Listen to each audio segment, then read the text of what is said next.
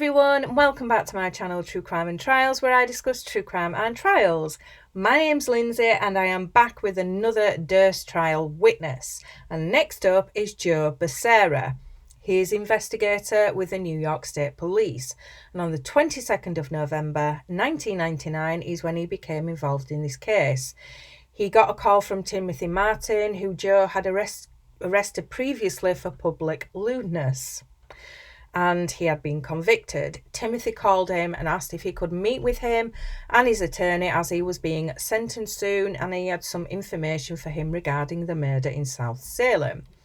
Timothy obviously wanted some sort of deal, so Joe did meet with him and did check out the information he had given him, and it wasn't accurate information, but it did pique Joe's interest, as he hadn't heard of the disappearance of Kathy until then.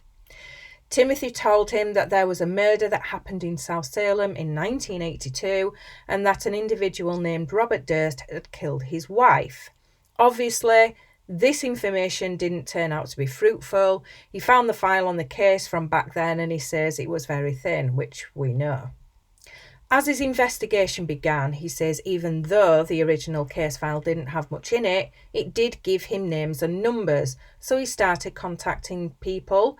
Then he was able to get the New York City Missing Persons report and follow through with that.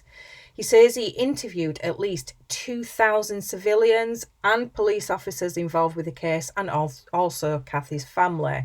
He was also trying to keep the investigation quiet because he didn't want Bob to find out. He also met with prosecutors that were involved in the original investigation. He also conducted forensic testing, including testing at the house in South Salem. They did a search of inside of the house, underneath it, and the lake. No evidence was found that indicated a crime had been committed inside the house. Nothing was found in the lake either. In November of 2000, the media broke the story about the reinvestigation, which obviously disappointed Joe because he wanted to keep it quiet. During the investigation, a lot of people told him how close Susan Berman was to Bob and told him that she should be someone that he spoke to, which he was planning on doing. He hadn't actually reached out to her to arrange anything, and he confirmed that no one else he was working with had reached out to her, and he also hadn't spoken to anyone in LA about speaking to Susan. Obviously he didn't get a chance to speak to her, and he found out Susan had been murdered a few days after it happened. It wasn't until after Susan's death that Janine Pirro became more active in the case. Janine started to handle all the press that had now become associated with the case, and also with Maurice Black. Joe was transferred off the case around this time. He had voiced that he didn't like how she was handling the case, and he was transferred 30 miles away and then was transferred back when Janine Pirro had left.